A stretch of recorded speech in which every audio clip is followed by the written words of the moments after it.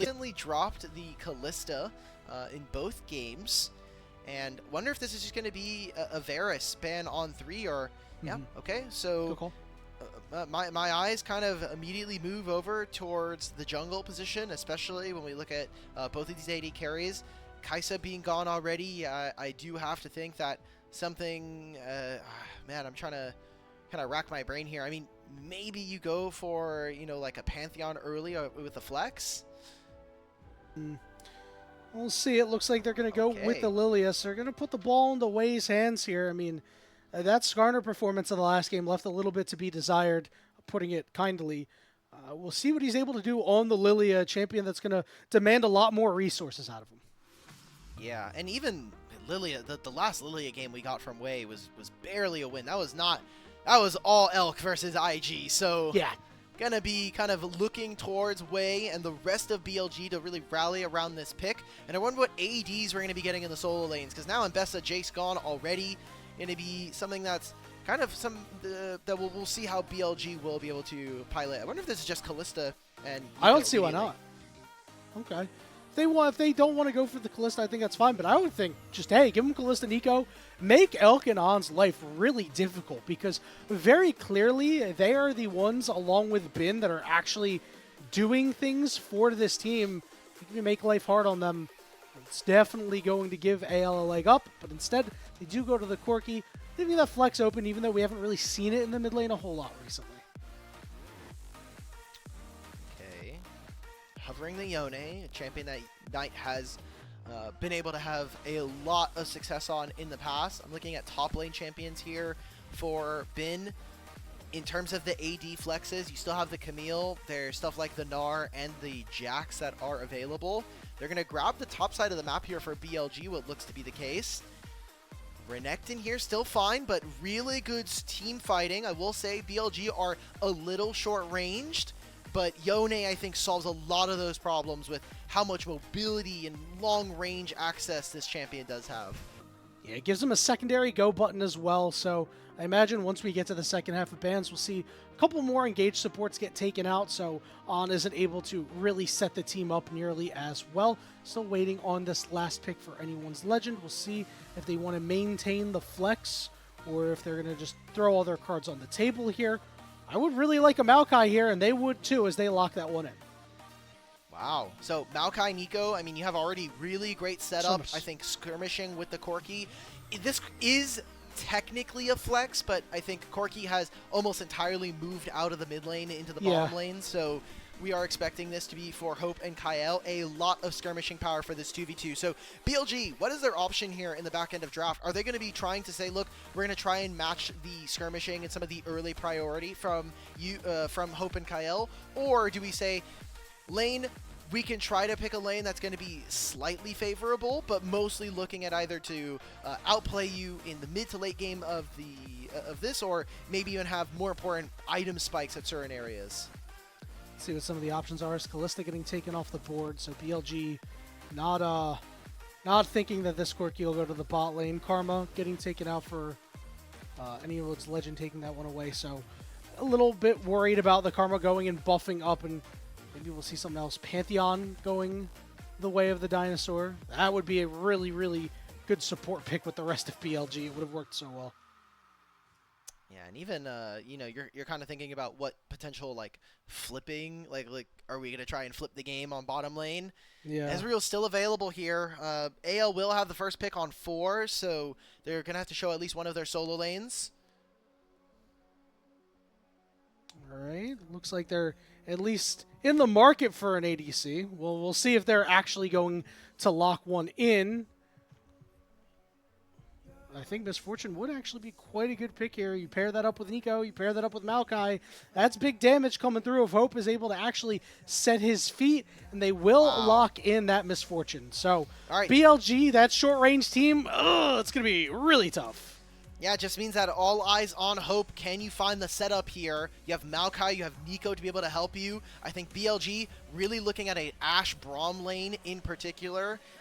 Kind of loses out a little bit when it comes to just straight up damage, but I think being able to interact at range, being able to give better setup to your Yone and Renekton, I think perfectly fine. We are going for the Jhin instead. I really think you should have been going Braum here. Yes, it sucks into the Nico, but I think you really need to be able to kind of deal with these champions. And what is Flandre going to be going for on 5? Surely not that, right? But, yeah, you know, it's good into Renekton. Oh my god, it is. You know what? We're getting Yorick in the LPL. We're locking in the Yorick. Let's go, Yorick Mori. And they're going to have the 6th Man of the Year award going over to the Maiden this game. BLG might just be cooked. But, Alk, I want to talk a little bit more about the bottom lane pairing of BLG because, as you mentioned, you thought the Braum would have been really, really good. I mean, I also am really sad about this Jhin pick. Like, sure, I think putting Elk on Ashe would have been, like, kind of disgusting for your really good AD carry, but it feels kind of hard to really utilize the Jhin route here. You don't really have easy ways to proc it on an enemy. Yeah, it's going to be mostly reliant on kind of as a follow-up to On with this rel. Yeah. So we'll be seeing what exactly kind of Elk is able to do. I will say, BLG, if this game goes late, are really, really strong. Yone with 3 and 4 items, Jhin hitting those same power spikes is going to be a menace to deal with. But early game, I'm kind of looking at this. I mean, you have Maokai for setup. Flandre should be untouched in a lot of these fights. I think you'll have a little bit of troubles versus Yone, but Renekton early on as a matchup that you can very easily handle. The fact that you have like the prison that you can kind of put people in and the immobile carries that are on or for Elk and Wei, this could be a huge Yorick game. And honestly, not surprising that it is Flandre, one of our biggest innovators here in the LPL. We haven't really seen him innovate that much over the last couple of games, and I'm so glad we're getting that little twist here. And sure, while BLG may have these really strong carries as the game goes on, is it really going to matter when your base is in shambles, right? You're going to have to keep tabs on this Yorick all game long. A legendary side laner, a low elo, and, you know, at times when you're on a one-trick high elo terror, all the same. We'll see what he's able to do in a competitive match. It's anyone's legend. It would be legendary if they went and this pick got them to a 2-0.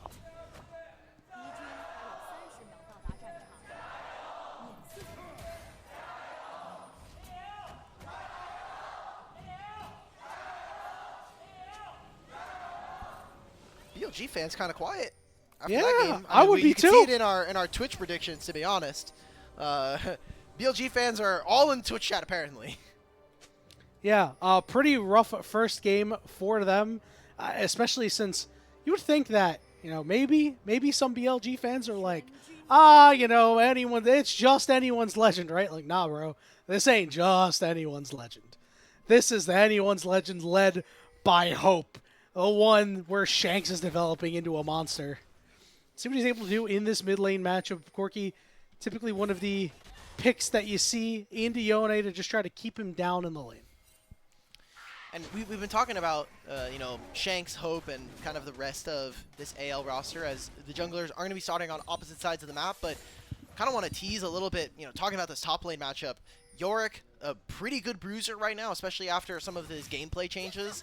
And especially when we're looking, we're just doing Hang this. on. Yeah, we're just going for it here. I mean, Elk is taking a lot of damage, so is Kael. It looks like the Anyone's Legend bot lane has been shoved off. It was cleansed for Ignite. Yeah, okay, so I was going to talk about the fact that Flandre is some of the last remaining old school, old generation LPL talent to still be playing. I mean, players like Xiaohu as well, but Bin has been, you know, the kind of the talk of the town, one of the best players in the league, and kind of been the new generation when it comes to LPL greatness. Already bringing LPL to a Worlds Finals again with him and BLG last year, and being able to pick up, or at least push a lot of series internationally. So I think a series like this is really important from being able to kind of see from a perspective like, Flandre did get his number last time. Oh my god, it has been 2019? 6 years since Yorick top. My goodness. I mean, you know what? Like we said, sometimes when you're the old guard, you gotta get a little bit creative against these young cats. And Flandre said, all right, young blood, I'm gonna show you what's what. Yorick, you know, he gets to use the shovel as a cane if he wants to, so, you know. Yeah. It's right in line with that. He's just maybe Yorick cosplay in the future.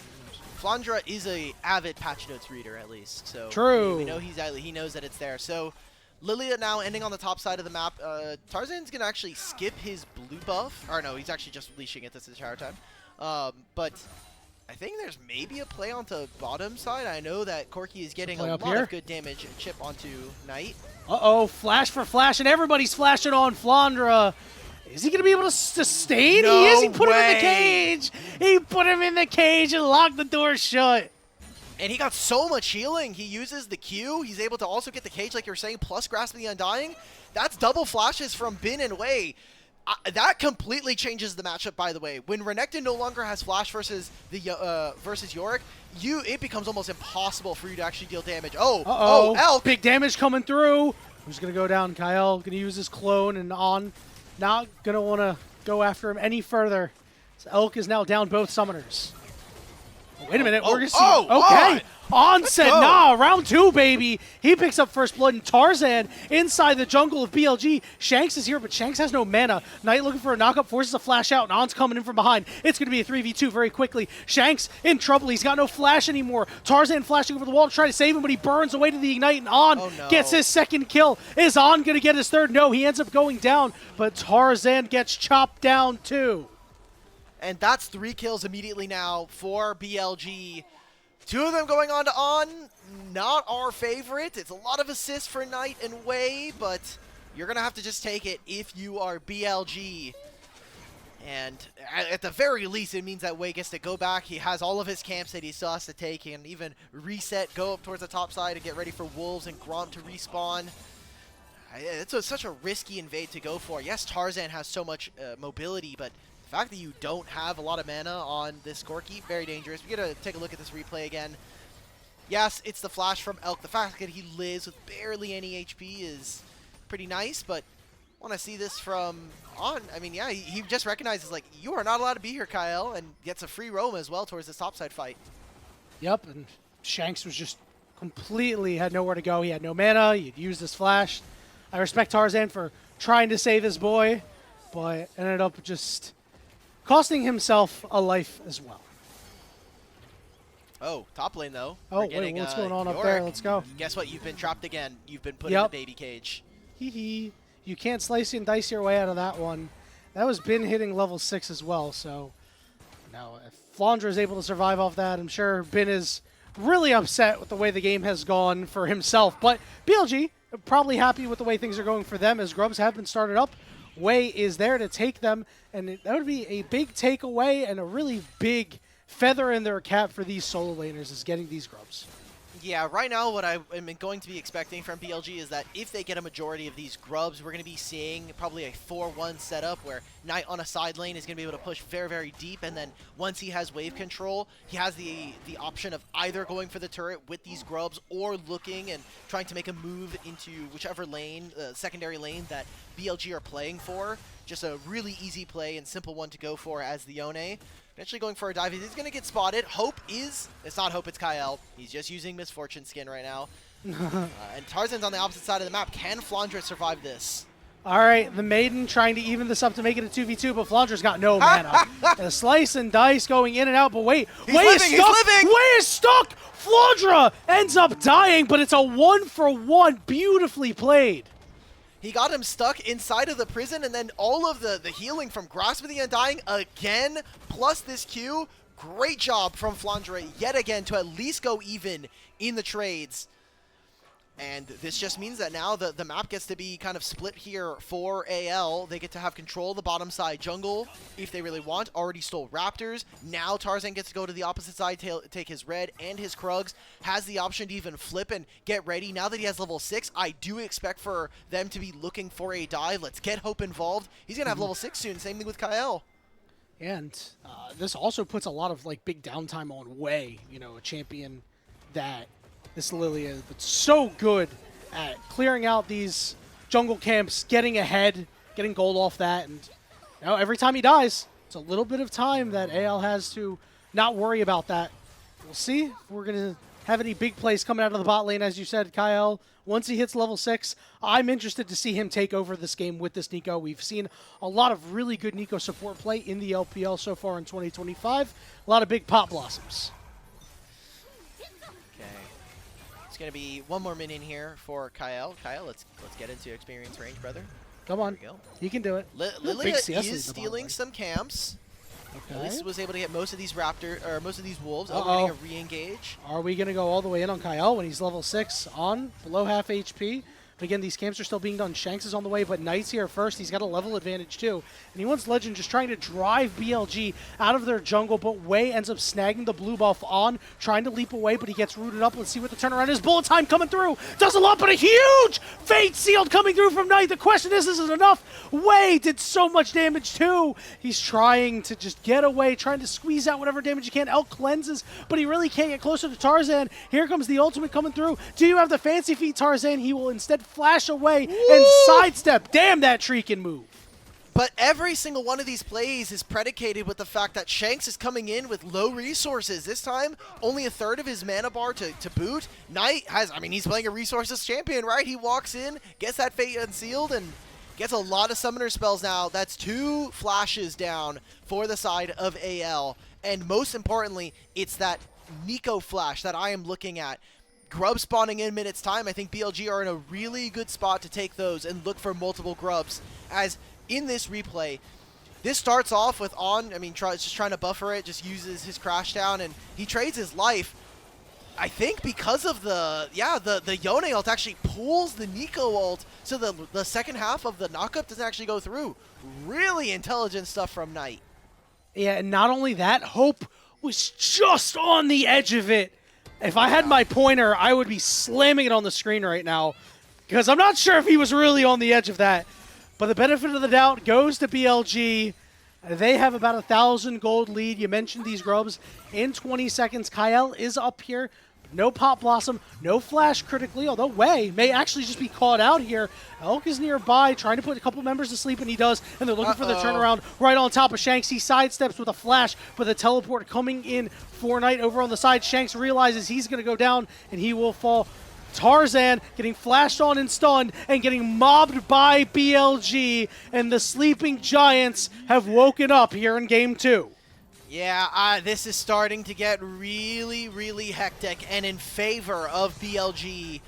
They'll be able to hit these grubs at the same time while BLG are trying to overforce for this turret. I mean, AL, they just didn't have hope in the area, and also, again, getting punished for lack of resource management there. Flandre takes a lot of damage under this turret dive, but with the last rites, with the Maiden out, it is so difficult.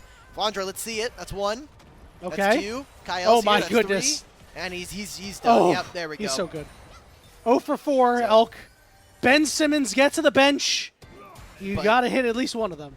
It's 0 and 4 for the Jin ults, but 6 and 0 for those grubs right now, man. This is tough to play. We already said it was hard enough for AL to be able to match on a side lane. Flandre eventually will become a menace for BLG to be able to deal with, but until that happens, the rest of the map is winning and in pretty dominant fashion. I'm glad we're able to see BLG bounce back here in the second game. Without a doubt. And, sure, Flandre will be big later, as you said, but BLG, if they take all this standing gold, all these turrets with their 6 grubs, it's not going to matter at that point. Dragon does get started up by anyone's Legend. BLG is nearby. Knight will snap back on just chilling out, but Wei doesn't look like he'll get close for this, so anyone's Legend will secure their second dragon of the game. So an opportunity perhaps if they can win the third dragon fight to put a lot of pressure down, but that is 5 long minutes from now when you're staring down 6 grubs. Yeah, at the very least, the Hextech Soul is going to be coming down around 22, 23 minutes, so they need to be able to survive during all of this time. Do not let this gold lead get any larger. And now with where we're seeing BLG, now this Lilia is going to, Lilia is going to continue to skyrocket in terms of how fast Wei is able to clear. Already a level up, so getting closer to level 11. You look at the solo lanes now, and Knight, so proficient, so expert at just trying to make sure that he gets his breakpoints on time, knowing when and where he's able to grab resources to make sure that he is powerful in his own right. And now him and Wei just get to walk around the map, bully Tarzan out of his own jungle.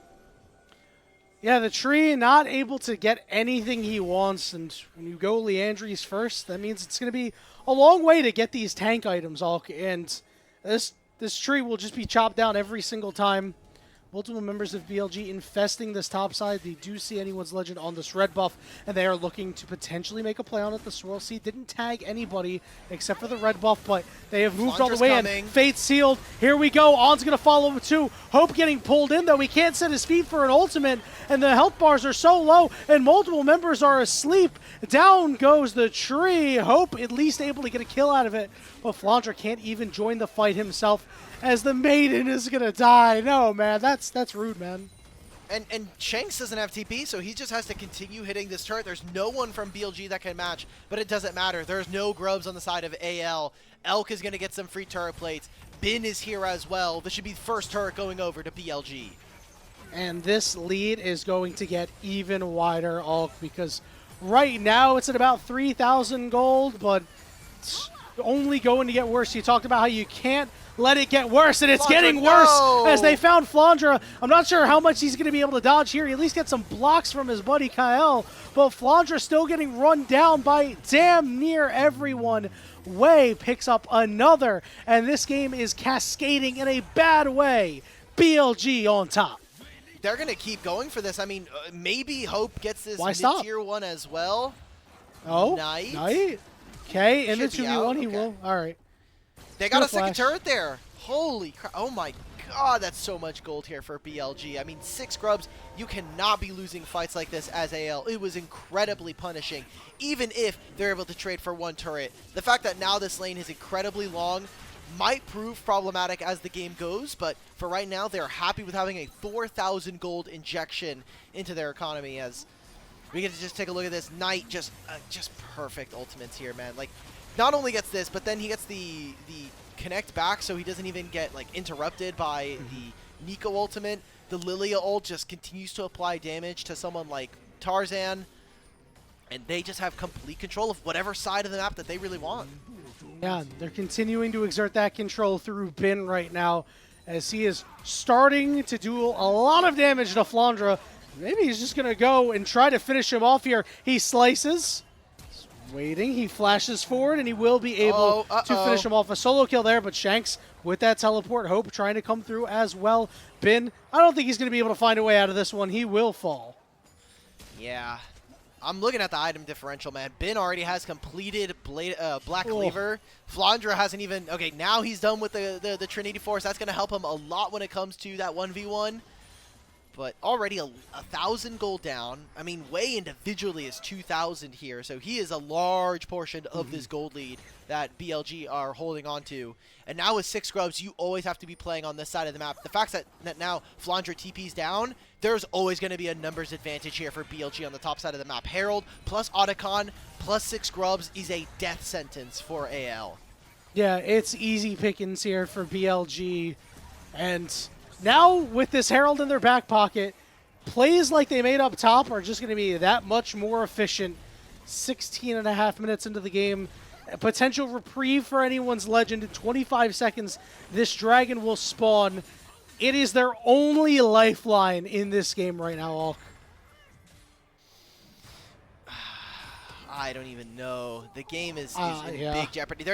They're summoning the Herald. Let's go, BLG. This was the BLG that we wanted to see in this series, right? The one that was going to be able to fight you. The one where we got to actually see, specifically Knight in particular, really stand up. And so far in this game, the top side of AL has started to flounder. These are some of the games that have garnered a player like Tarzan internationally a lot of criticism. Not his best game. He has not had any opportunities. As BLG, once they saw an inch, they took a mile. They took everything away from him. They're taking the dragon away from anyone's legend. At least Tarzan should be able to secure a blue buff here, but that is quite possibly the worst consolation prize you could get, as a turret in the bottom lane is going to fall. BLG looking to make another 4-man play on a tier 2 turret. Yeah, Yanni, I'm going to be so serious. Let's go home, that bro. Dragon got taken is kind of like a death knell for me. Yeah, let's go home.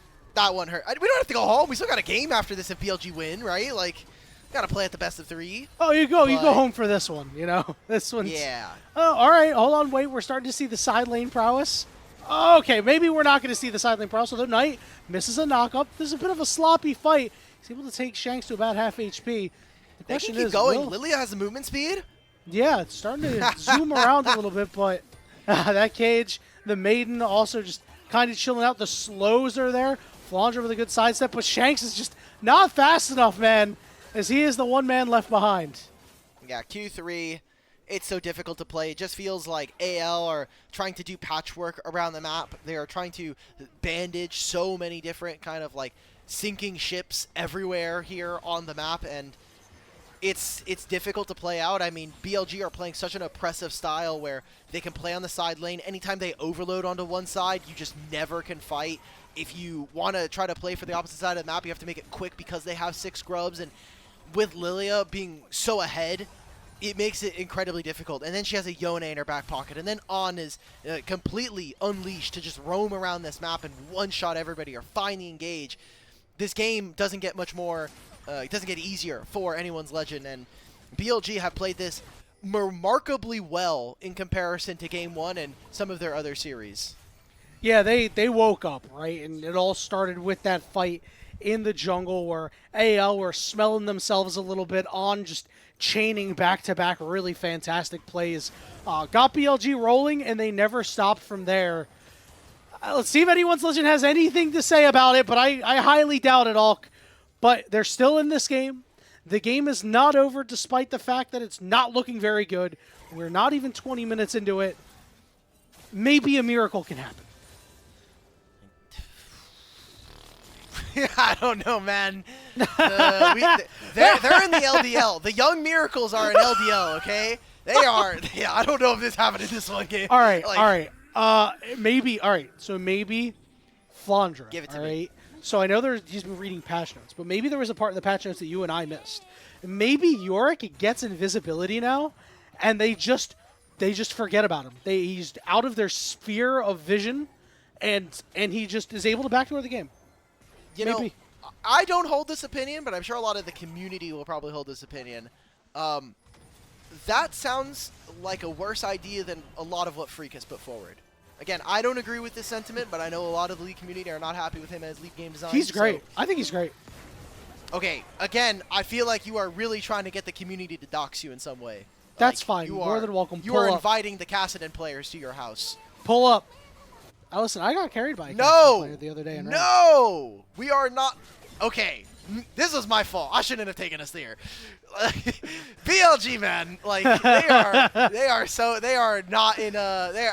I think it is so difficult to lose this game because we've seen how precise when this team is on to be able to start fights, to be able to create engagements. And part of the problem that we had coming in from draft was that while this Misfortune composition is really well set up with double marksman and having the Maokai plus Nico, this Yone gives them such an ability to reach into the backline and stop this Misfortune. You do also have this this Jhin to be able to do the same. So we had issues with it. The early game looked a little questionable, but I think now we're kind of getting into that spot where BLG just can very easily win every single fight, and AL kind of have to make miracles happen around numbers disadvantage. Oh, it's going to be really hard. Let's see. All right. Kael's going to sit right in front, and even Hope is going to take it too. What a good guy. As I think Kael would have just honestly died at that point. Tarzan not going to be a factor in this fight. Flandre not a factor in the top side, as Knight has just been keeping him down. And I will take the 4-man unit of BLG over the 4-man unit of anyone's Legend in this particular game because, man, it has been a little disgusting for anyone's Legend to try to deal with. 6 scrubs, I should say, as 4 men strong for BLG as they are looking to take down another Tier 2 turret. It's been a little bit hard to actually get this one, so we'll see if they're able to start a snappy engage. Well, there's another dragon, so that's going to at least distract them for the time being. AL, if they want a chance in this game, I think maybe getting, your second item completed here on Tarzan is a way for you to be at least vaguely competitive.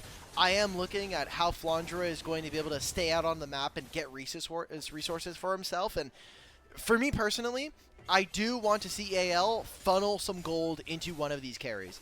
It can be Shanks if they really want it to be. I think Hope is a much better candidate in this instance, especially with what we've seen from him from games prior. If he can get this Infinity Edge, in a reasonable amount of time, I think there is a spot where we get that perfect bullet time, and Hope and the rest of anyone's Legend can have a foothold back into this game. But even if they win a single team fight, I think it's incredibly difficult. Probably has to be around this Baron in 1.5 minutes time.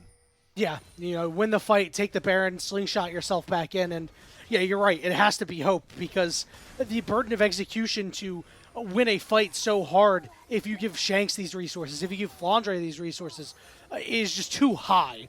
Whereas Hope, if he's lucky, BLG forgets about him for just a half a second and gives him enough time. But BLG, their minds are sharp this game. I can't imagine that'll happen, but we can hope. As BLG are in the top side of AL's jungle. Once again, they've been there all game long. They've been there since really the early goings. Fight over the red buff will go the way of BLG. And now let's see if we're going to have any chase down. Doesn't look like it. Yeah, Bin's also looking for a potential teleport. If no one else shows on this wave, he can very easily stay. Has, again, those 6 grubs that make it very difficult. Slight win there for AL, right? The fact that they didn't have to overextend, no one died, there was no missing summoner spells. Flandre now completing a Spear of Shojin, so getting into that part of the game where he's a lot more HP, he's very annoying to deal with, and if he lands one of those prisons, then suddenly, you know, the Dark Procession becomes very difficult and annoying to deal with. But BLG, I think, are looking to play around this Baron. This objective spawning means that with those grubs, they can very easily, if they win, find a big... Oh, they're actually just TPing on a Flandre. Maybe this is AL's angle. And there's Hex Gates coming through too. They are going to try to kill Flandre and then continue a push from there. They will find Flandre, and the wave is coming in. We're seeing pings in the top side of the jungle. AL, though, are they going to respond toward this Baron? I don't think they can, but they're at least around it. They got the right idea. It's too late. Yeah, it's too late at this point. Knight's going to be able to grab himself a turret here very, very easily. Good job from BLG to punish an overextension. Great ward as well from them. And now, I mean, you just have the Baron. You already kind of see them sitting on this side of the map. Did he miss that Q? I'm going to blame Z-Axis. I think yeah. Yeah, again, we need to get the pointer out. And it's not even a skill shot. It's not a skill shot. It feels like a skill shot, but let's be honest, it's really not. Baron, up. We're in the Baron waiting room. Somebody's got to start it up on either side. Probably be BLG. No teleport, so probably see him hang around, float around the mid lane area for a little bit just in case BLG determined, yep, it's time to go. But they're playing it slow and steady. He's also almost level 18. He is 2.5 levels. Or big. Level oh, no, bro. Hope! Hope, run! Okay. Whew. It's a horror movie for guys like you and me. But, I mean, the fact that they can just do that is so powerful there for BLG. Knight can always feign like he is going to be looking for backline access, so Hope not going to be able to step up all that far. Infinity Edge is done for him, so 3-item MF is on the table for anyone's Legend. He'll be able to rip them apart with a bullet time. I am just afraid that it is a little too late, that this game has gone too haywire.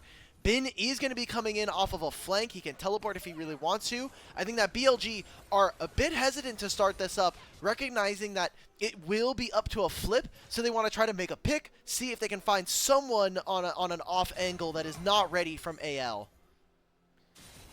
That someone was Flandre earlier, but you're going to need to find one of these members hovering around the Baron up top to actually kick that off. As you mentioned, Hope on that 3 items. Shanks also on 3 items. He'll be pretty powerful. We haven't really seen Kael do that much on this champion. No really big pop blossoms. Keep that in mind. If he's able to hit one, catch BLG by surprise somehow, that'll be really, really big and could do something to help AL in the dire straits that they're in right now. You take a look at the gold graph. At least Shanks isn't that far behind Knight. He's got the second most in the game. You can feel good about that, I guess. Okay. Bin, again, still has teleport. He can sit on the side lane. Wei is actually going to be going over to the Dragon. And remember, they have Voracious Otacon, Ruinous Otacon right now. So they have the additional bonuses. They get additional rewards from these dragons. 3 Hextech Dragons, plus the added benefit of that Otacon, that means they're getting a ton of free stats here. And while AL are kind of all sitting around making sure that this Baron doesn't get started, it's going to be a free objective from BLG, and they still are going to be able to win on the side lane. Yeah, honestly, I think BLG is like totally fine to give it another couple more minutes after this dragon goes down, right? I think they're probably content to say, like, you guys can have 5 more minutes. We don't really care. I don't think they should do that. I think that would be potentially a critical error, but it's an option now. I'm so worried about this game because look at the gold lead is almost shrank in a lot of the roles here, but it is only really Wei and Bin who have maintained their leads here. And now we're seeing BLG finally move forward. Okay. So Elk and On getting a little bit of poke damage, but Lily is now on the way, so AL are going to have to evacuate this topside jungle. They're literally just letting AL pick up items. Like, Shanks got an entire 3rd item while we were waiting. Same thing with Hope. Flandre is moving his way into like a Black Cleaver potentially here. This game has stalled out a meaningful amount. AL have done well to bend but not break. Let's see if they're able to actually keep their form right now. Wei marks 2. He's going to drop the ultimate down on them. This could be problematic, but the curtain call coming out, forcing the Tarzan ultimate out. But it looks like we won't see a continuation of the fight here, so just a couple of big ultimates burnt. And for me, honestly, I will take that if I am BLG, but you look at what was lost. Shanks, no flash anymore, and no ultimate here from Tarzan. This might be their go button now for the Baron. You already see some of those effects starting to come on through. I think that BLG have completely cordoned off this area of the map. Kael's going to walk in, but by the time they get over to this objective, it's going to be gone. All right. Bin is nearby. They're going to engage on Knight with a knock up there, and they're going to chop down Tarzan, and the Baron has been secured for BLG, and they're going to flash forward, look for Kael, and find him too. A double kill for Bin. They've got Baron. Yanni, this game has been over, but I think the ending has been delayed here. Yeah, Shanks gets tagged by a watch out. Eep, the bowling ball does not all that much, and On's going to be looking for an engage underneath this turret, as BLG with 6 grubs and Baron are going to look to end the game. Well, Shanks at least was able to QSS away, but there are too many grubs. Knight is bringing pressure down from the top side. He still has his fate sealed as the inhibitor turret in the mid lane, and the inhibitor will fall. They'll move it to the top lane as well. Take that one out too. Tarzan's up in 7 seconds, so anyone's legend may have an opportunity for one final fight if BLG sticks around a little too much. The second inhibitor has fallen, but BLG will wisely walk it out. Wow. Lot of poise here. Oh, Tarzan faking, going through the portal here. Okay, so finally we're going to take it. They're going to push them out of their base. It's going to be gold being spent here by BLG, however, and big items in particular. Knight saving his ultimate that entire time. It could have potentially ended the game if he found some answers, but 2 minutes before the dragon, it'll be Hex Soul for BLG. So not only the Otacon, not only 4 Hex Tech Dragons, but a Soul on top of that. It's going to be so difficult to play. It already is very difficult. They're down 11,000 gold, and another play here onto Flandre from Knight with his teleport. This is just mean. Why are we bullying the old man as he gets hit by a fate-sealed bullet time coming down, but it splits the gap between the two. Bin ate a face full of it, but he doesn't care, man. And over in the mid lane, Shanks has been engaged on. Tarzan gets chunked by Elk, and here comes Wei coming through. Shanks trying to do what he can, but On doesn't take enough damage. He ends up getting the kill, but it's a double kill for Elk. They're on the Nexus turrets, our Knight and Bin, as Hope is so low. Pop Blossom getting used, but Bin's just able to slice out, and the bullet gets curved on the backside. It took a while, but BLG were patient and poised, and in 32 minutes, they've knotted up the series at 1. There it is. I don't know what to say, man. That game was kind of over from 22 minutes onwards, and we played another additional 8 just to really drag it out versus AL. Holding on tight for most of that game, but Anyone's Legend very quickly spiraled out on that one. And look, we expected this game to go to 3. I'm glad that it's delivering, but now we need to see on the bounce back. AL will have access to being able to have a potential blue side here in this series. I guess they got blue side in first game 1. Oh, damn. Oh, no. Oh, no. Oh, no. Blue side 100% win rate? Yep. Is it deterministic? Have we comboed off all AlkBattery? You know, I don't know, man. We'll see. We'll see. I mean, you know, I think if the status quo is maintained in banning a lot of the OPs, you know, then it could be a little bit more even, but AL is just able to leave up whatever the hell they want. They don't have to ban very much if they don't want to. So, you know, that potentially options to metagame the draft there. But in this game, too, I mean, BLG, yeah, it was a little bit slower, but, like, it was still dominant as hell. Like, we said that if one of these teams got dominated in one of these games, it was going to be a really, really bad black mark on them. And anyone's legend, I mean, this early game, they got ran. Big ups to Wei, because this was the guy that we were like, hasn't really played that great, but really showed up to play in this game. And then, of course, on with those early plays, BLG never looked back. I'm going to be honest again. I think Knight really deserves MVP for this game. Yes, Wei played a lot better. There were still some individual mistakes, but Knight, his body of work, his resiliency in this draft, and I think the fact that we got to see him play so well was really, really impressive. I mean, this Yone pick literally single-handedly made so many of these plays in this game happen that may not have occurred if he was maybe playing something else or BLG had to play a little bit differently. So I am very excited for this Game 3. Again, we're going the distance with these two teams, and now we kind of have to look at, like, for AL, things that didn't work. I know you were excited about the Nico. I personally, here in the LPL, have not been a big fan of this champion. I think with how one note this champion tends to be, like, it's very telegraphed. You know exactly what's going on, and we haven't had as many of the, like, very creative Nico ultimates here. So that's valid. I think that for Kael, we kind of have to either stick to either going for more of those enchanters, which we have seen from him early on in the season, or stick to the, you know, traditional engage support champions, which allow for us to have really clear lines as to where and when we're allowed to fight.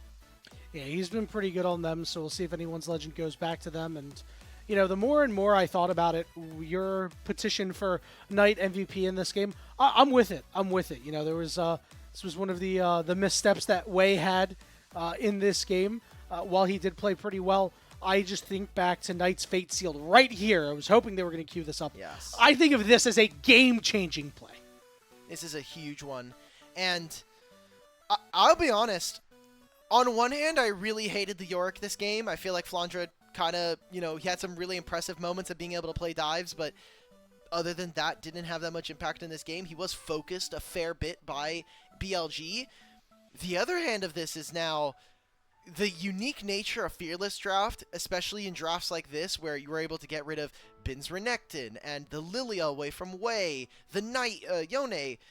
With this game being a loss, there are still some champions open up for Flandre here. I'm not going to say that Bin has the smallest champion pool, but a unique champion like this does mean that you do set up for further drafts in later time. They were kind of playing with house money, especially, right? Like, you're already up a game here in the series. Yeah, really fantastic strategy. Pick Yorick to buy yourself the extra champion in the next game, right? But, you know, if they won, it would have been great. Yeah, you know, we would have been like, damn, Yorick. Oh my Yorick God, won a this game Yorick's in the LPL. insane, you know. But I mean, that's instead, the same reason, right? Like, yeah, instead it's typical Yorick gameplay. Split push, split push, split push. And unfortunately, sometimes when you play with a Yorick, he gets focused because the teams are like, hey, this guy's a split push menace. Never shows up to the fights. It's just not what a champion does. And realistically, you know, anyone's legend was much worse off for it. All right, so you're petitioning for Knight for MVP. Do you think they are going to give it to him is the question. I think they might give it to Wei, but I'm actually with you. I'm with you on this one. I think it's probably going to be Wei here. If not, I unironically could see an on vote. I think that he played this rel in a fashion that I think is very normal for a player like On. Part of the reason why he is so aggressive and has those moments where he is off is he is forward and trying to create space for his team. He is being a little greedy in his positioning, but he knows that the risk versus reward can be a pretty big payoff if his team is willing to play around it. I think of the Alistar play in the topside jungle where he invaded for a ward, got immediately snapped on by AL in game 1. But here on this rel, when they were so far ahead, he can kind of go wherever he pleases and still has the possibility of making plays happen with the champion. Yeah, when they're around him like that, oh, look at that, we caught On. Actually, you didn't. Here's the rest of my squad. They hop on people like a pack of rabid wolves. something that BLG has still been good at despite their deficiencies in some of their game. But you give on another tanky champion like that, it's just pretty bait for anyone's legend. They might fall for it and get taken out. So we still await the MVP. Looking at the numbers, it's not like you'll ever see a numbers MVP come out from a game like this. All of them were pretty across the board. So still 5-1, 5-1, 4-0, 4-0. Wow, actually some pretty close score lines numerically. It's pretty cool. Yeah, nice and even. We like that. We love to see it. Damage numbers, nobody really jumped off the page or anything like that. So LPL, a lot of LCK. deliberation, I guess. We need to stop with the misfortune, please. Okay. I don't want to see our best team fighters stuck to auto attack. Sometimes I press Q, and then I'm waiting for my big ultimate that most of the time doesn't get much done and is usually kind of a big pain point for the squad. So it's good in lane, but I think it's really fake. So, all right, on against the MVP. You're not the only one who thinks that the misfortune's a little fake. I know Slayer was talking about it pretty recently, and I'm really starting to tilt toward that side, guys. I think you guys are convincing me, and this game certainly did it. On getting your MVP here for Game 2, and that means we have a Game 3 on our hands. Go get your snacks, go get your water, go hit the bathroom, and then come right back here so you don't miss a moment of the action.